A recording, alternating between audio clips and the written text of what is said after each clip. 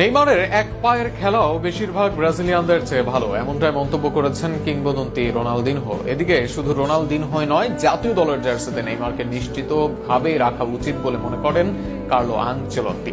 যদিও বাস্তবতা বলছে প্রতিটি আন্তর্জাতিক ম্যাচের আগে আলোচনা হলেও অপেক্ষা ফুরোয় না নেইমার জুনিয়রের।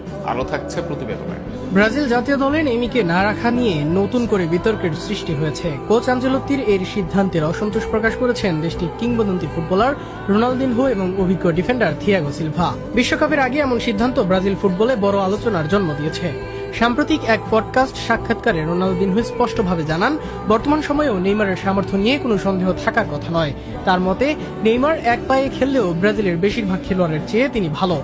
তিনি আরো বলেন, বর্তমান ব্রাজিল দলের খেলায় আগের মতো সৃজনশীলতা ও আকর্ষণ খুঁজে পাওয়া যায় না, আর সেই শূন্যতা পূরণ করতে পারেন একমাত্র নেইমার। তাই বিশ্বকাপের মতো বড় মঞ্চে তাকে দলে রাখা অত্যন্ত জরুরি বলে মনে করেন।